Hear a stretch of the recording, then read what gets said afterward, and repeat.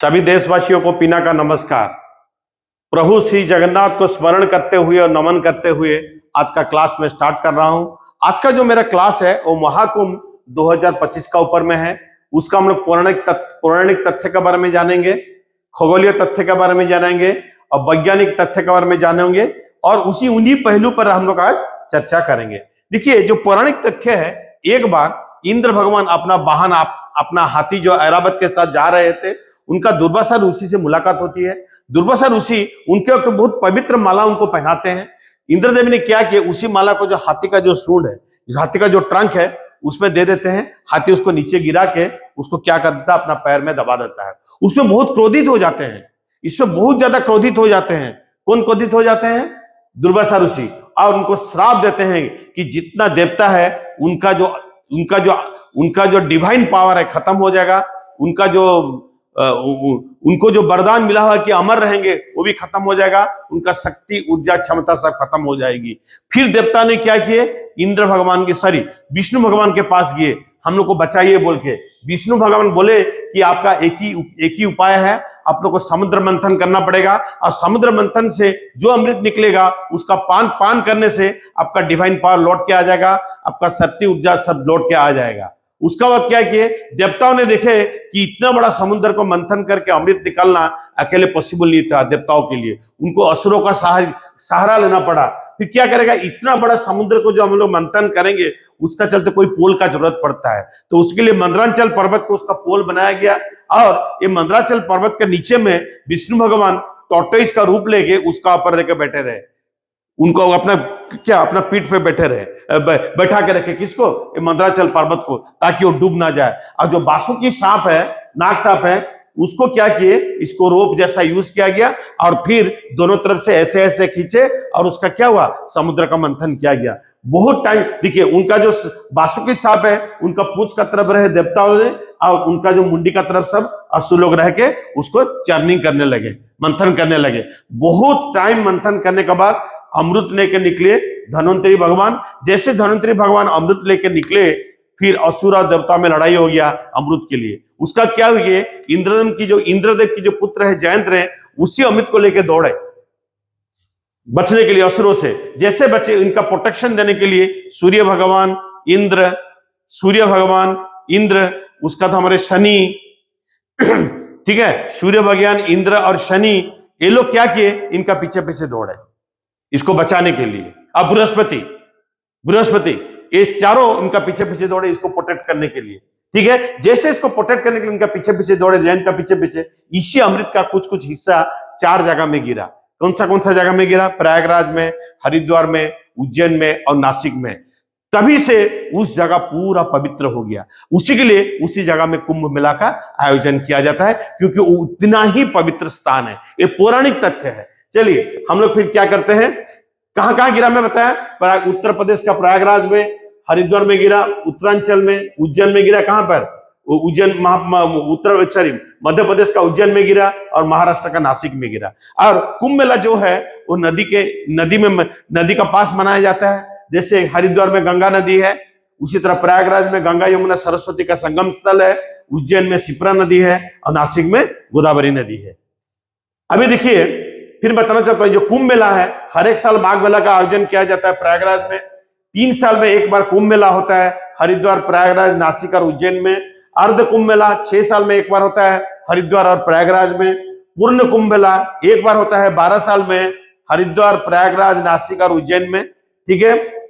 वो rotational basis में होता है, वो ग्रह लोक का परिस्थिति देख के, ठीक है। महाकुंभ मेला होता है 140 साल में एक बार और प्रयागराज में होता है महाकुंभ मेला 144 साल वाला जो होता है। और इस साल का जो 2025 का जो महाकुंभ है वो प्रयागराज में मनाया जा रहा है। ये 144 साल वाला प्रयागराज महाकुंभ मेला मनाया जा रहा है।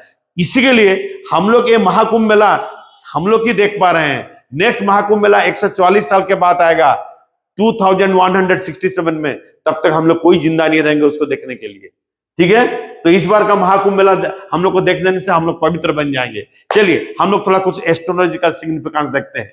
देखिए, ये जो हमारा प्रयागराज में जो महाकुंभ मेला होता है ना, 12 साल वाला या महाकुंभ मेला होता है, वो 2 टाइप का सिचुएशन होने से होगा, ठीक है। एस्ट्रोनॉमिकल सिचुएशन होने से होगा। एक क्या है, अगर बृहस्पति ग्रह एरीज मतलब मेष राशि में होंगे, ठीक है, और चंद्रमा और सूर्य कौन सा राशि में होंगे, मकर राशि में होंगे, तो बहुत पवित्र दिन माना जाता है, ठीक है। इसमें महाकुंभ मेला होता है या पूर्ण कुंभ मेला होता है। और अगर बृहस्पति ग्रह कहां पर है, टॉरस में मतलब वृषभ राशि में रहते हैं, सूर्य भगवान मकर राशि में रहते हैं। उसी तरह अगर चंद्र भी अगर मकर राशि में प्रवेश कर जाता है, बहुत अच्छा वक्त माना जाता है। इसी वक्त में जो पोजीशन होता है हम लोग का बृहस्पति ग्रह का, सूर्य का या चंद्रमा का, वो इतना अच्छा एक तो पॉजिटिव एनर्जी क्रिएट करता है। ये जो नदियों के बारे में मैं बताया, जो 4 जगह है, प्रयागराज, नासिक, उज्जैन और हरिद्वार में, ये जगह में जो नदी में प्रवेश करके जो नदी का मैं नाम लिया, उधर में अगर हम लोग अपना डुबकी लगाते हैं तो उनका मन में आध्यात्मिक चेतना की जो जागृत होती है बहुत गुना बढ़ जाती है। उनका मन पवित्र हो जाता है, मन शांत हो जाता है, ठीक है, उनका पाप धुल जाता है, उनका पितृदोष से भी मुक्ति मिलता है, ये भी बोला जाता है, और आदमी को मोक्ष प्राप्ति भी होती है। उसी के लिए महाकुंभ मेला बहुत धूमधाम से मनाया जाता है हमारा देश में, ठीक है। ये तो इसका हो गया एस्ट्रोलॉजिकल सिग्निफिकेंस, ठीक है। देखिए और एक चीज बताना चाहता हूं, कौन सा टाइम में शाही स्नान बोला जाता है। बहुत अच्छा वक्त होता है स्नान करने के लिए प्रयागराज में। पहला होता है 14 जनवरी 2025 में हो चुका है मकर संक्रांति में। नेक्स्ट होगा 29 जनवरी 2025 में, जिसको हम लोग मौनी अमावस्या बोलते हैं। नेक्स्ट होगा हमारा 2 फरवरी 2025 को, जिस दिन बसंत पंचमी है। ये बहुत पुण्य दिन माना जाता है। आप अगर कोई भी अगर क्या करते हैं और संगम में जाके, क्या गंगा जमुना सरस्वती का जो मिलन स्थल है, संगम में जो लोग क्या करते हैं, नहाते हैं, बहुत पुण्य प्राप्ति होती है उसी दिन, ठीक है। चलिए इसका हम लोग अभी जा रहे हैं वैज्ञानिक कारण में। देखिए उस टाइम में एक तो जियोमैग्नेटिक पावर एक तो क्रिएट होता है। सूर्य का मालूम है आप लोग को, क्या सोलर विंड है, उसमें भी काफी जियोमैग्नेटिक पावर रहता है। और उस टाइम में जो बृहस्पति ग्रह का परिस्थिति आप लोग जान लिए, ये सब मिलके पृथ्वी का भी मैग्नेटिक फील्ड है, एक तो जियोमैग्नेटिक फील्ड क्रिएट करते हैं। हमारा बॉडी में एक ऐसा वाइब्रेशन उत्पन्न होता है उसी जगह, उसी दिन में अगर आप जो प्रयागराज में जाके आप अगर नहाएंगे संगम स्थल में, इतना अच्छा तो पॉजिटिव वाइब्रेशन बॉडी में क्रिएट होता है, मन शांत हो जाता है, मन पवित्र हो जाता है। क्या होता है, बॉडी में ऊर्जा आ जाती है, बॉडी में शक्ति आ जाती है, बॉडी में क्षमता आ जाती है, ठीक है, मन पवित्र हो जाता है, आध्यात्मिक चेतना बहुत गुना जागृत हो जाती है। ये तो साइंटिफिक उसका तो कॉज है। और एक तो सबसे बड़ा कॉज है, साइंटिफिक कॉज है, देख लीजिए हमारी जो बृहस्पति ग्रह है ना, हमारे जो बृहस्पति ग्रह है, देखिए ये सूरज का चारों तरफ 12 साल में एक बार चक्कर लगाते हैं। ये बृहस्पति ग्रह जो 12 साल में एक बार चक्कर लगाते हैं, उसके लिए 12 साल में एक बार महाकुंभ मेला मनाया जाता है। बाकी ग्रह तो भी चक्कर लगाते हैं, तो बृहस्पति ग्रह का ऐसे क्या इंपोर्टेंस है जो कि 12 साल में सूरज का एक बार चक्कर लगाते हैं, हम लोग 12 साल में महाकुंभ मेला मनाते हैं? क्योंकि अगर बृहस्पति ग्रह नहीं होता हम लोग का बचना मुश्किल हो जाता है। बहुत सारा महाकाश में हम लोग का धूमकेतु है, उल्का पिंड है, वो लोग सब पृथ्वी को ओर आने लगते हैं।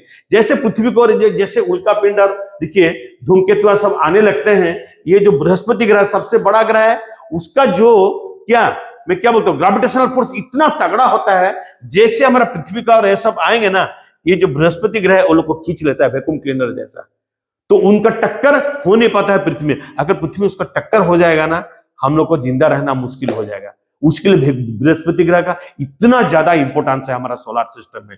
एज बिकॉज बृहस्पति ग्रह 12 साल में एक बार चक्कर लगा देते हैं। 12 साल में हम लोग एक तो साइंटिफिकली जो बोला जाता है, हम लोग महाकुंभ मेला मनाते हैं, ठीक है।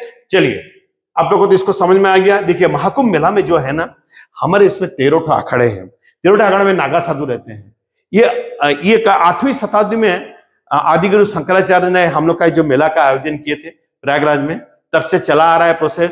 क्योंकि आध्यात्मिक चेतना का जागृत करने के लिए, सनातन धर्म को जागृत करने के लिए, हिंदुओं का एकता बढ़ाने के लिए, ठीक है, यूनिटी बढ़ाने के लिए, मन को पवित्र करने के लिए, मन को शांत करने के लिए वो सब बनाया गया था। और ये जो हमारे जो अखाड़े में जो 13 अखाड़े वाले नागा साधु है ना, वो लोग मुगल का अगेंस्ट में और इंग्रेज के अगेंस्ट में लड़ाई करके हमको बचाने के लिए बहुत कोशिश किए थे। इसी के लिए क्या होता है, ये जो 13 अखाड़े में जो नागा साधु रहते हैं, वो लोग को पहले अलाउ किया जाता है संगम में जाकर स्नान करने के लिए।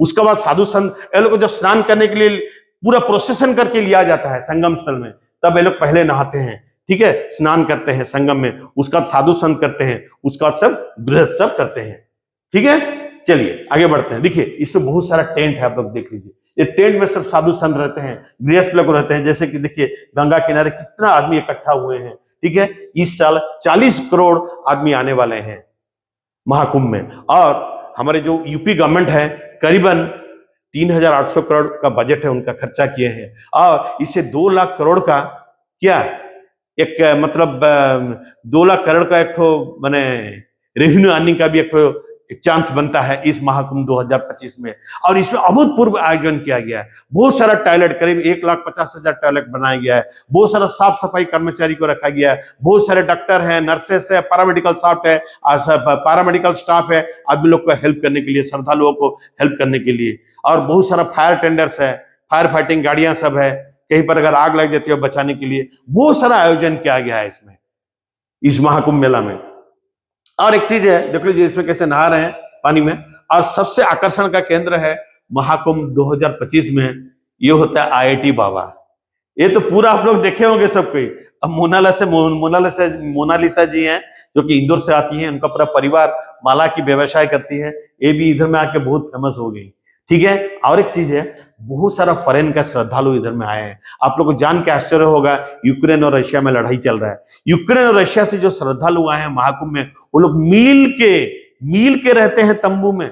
आप बिलीव नहीं कर पाएंगे, इसका मतलब जब वो लोग वहां पर लड़ाई करते हैं रशिया यूक्रेन में, जब हमारा धरती में आ जाता है महाकुंभ में, वो लोग के अंदर में यूनिटी क्रिएट हो जाता है। देखिए महाकुंभ कितना पवित्र पीरियड है, ये जो महाकुंभ का जो पीरियड है सबका मन को शांत कर देता है, पवित्र कर देता है, ठीक है। सब लड़ाई से दूर रहते हैं, अपने आप को सब क्या था यूनिटी बनाने के लिए कोशिश करते हैं। यही हमारा महाकुंभ 2025 का सबसे बड़ा चीज है।